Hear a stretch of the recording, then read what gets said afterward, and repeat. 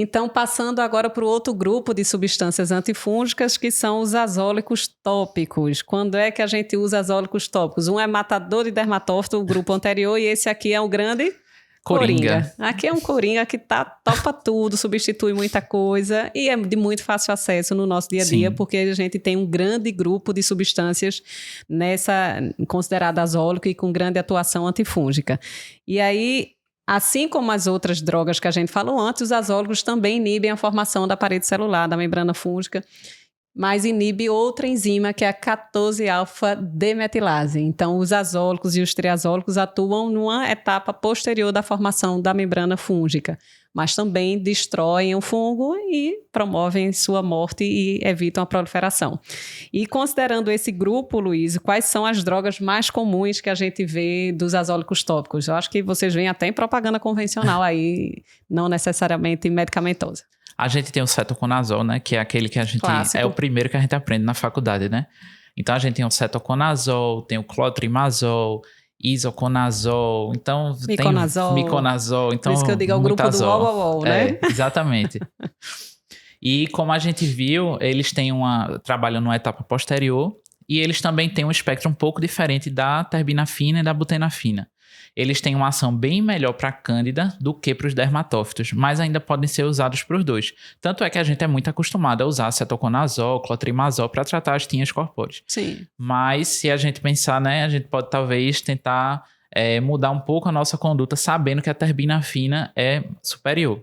Claro, a gente vai nessa escolha, além de saber o mecanismo de ação, custo, acesso do paciente. Perfeito. Então, tudo isso faz parte da nossa decisão. Então, não estranhe se um dermatologista indicar cetoconazol ou outro derivado azólico para tratar um dermatófito, porque não está errado, está correto. Corretíssimo. E toda escolha e ação médica, a gente utiliza vários fatores para definir e decidir o que é melhor para aquele paciente, né, Luiz? Com certeza.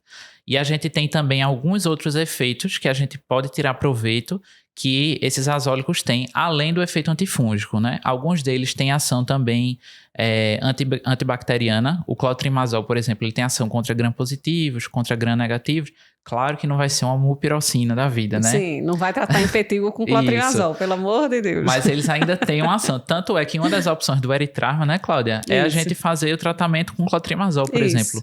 O eritrarma, que vai ser causado pelo Corynebacterium minutissimum, vai ser uma bactéria que você vai poder tentar tratar, né? A gente sabe que não é uma das melhores, mas a gente pode tentar tratar, tá descrito com o clotrimazol, por exemplo. E outra coisa, até outras drogas a gente usa até para bromidrose, né, Luiz? Sim. Também pelo efeito antibacteriano associado, não Sim. é o primário, mas porque também antibacteriano, de forma geral, antimicrobiano, que a gente sabe que o suor degradado por bactérias e fungos até da flora normal podem contribuir pelo surgimento desse odor. Então, a gente às vezes estende um pouco isso, né? Então, não é indicação primária, mas a gente estende às vezes essa indicação do antifúngico tópico para outros cenários. Isso. E como a gente comentou também, muitos deles têm ações anti-inflamatórias.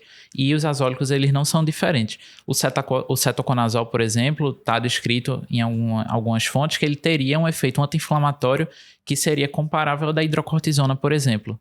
Então, se a gente vai usar ali para uma dermatite seborreica, por exemplo, do rosto, a gente vai ter o benefício de tratar a malacésia, que a gente sabe que está envolvida na piora da dermatite seborreica, como também ter algum efeito anti-inflamatório. Isso. E outra coisa que faz a gente escolher um ou outro azólico são os veículos, né, Luiz? Sim. Então, o isoconazol, por exemplo, a gente tem formulações em spray, outros tem só em creme. Então, por exemplo, paciente com pitiríase versicolor ou lesões de intertrigo, que às vezes tem uma facilidade de aplicação se for spray, né? Colocar nas costas, colocar entre os dedos. Às vezes a gente vai escolher aquela substância porque aquela tem uma apresentação industrializada no veículo spray, enquanto o outro só tem creme, enquanto o outro só tem solução.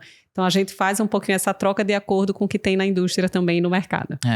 Né? Mas eles funcionam bem, gente. Pensar aí que nosso dia a dia tem azólico de prescrição diária. E como a gente falou, é nosso coringa. Então, se você acha que tem cândida misturado com dermatófito, como os intertrigos que a gente comentou, então seria uma boa opção. Que bom que você gostou desse vídeo. Se você se interessa por outros assuntos de dermatologia e gosta de acompanhar pequenos vídeos, vou te indicar esse aqui. Várias pessoas já assistiram e gostaram. Já se você quer acompanhar e aprofundar um pouco mais o tema discutido hoje, vou te indicar o podcast original. O vídeo de hoje é só um recorte deste tema. Então, acompanhe e espero você lá.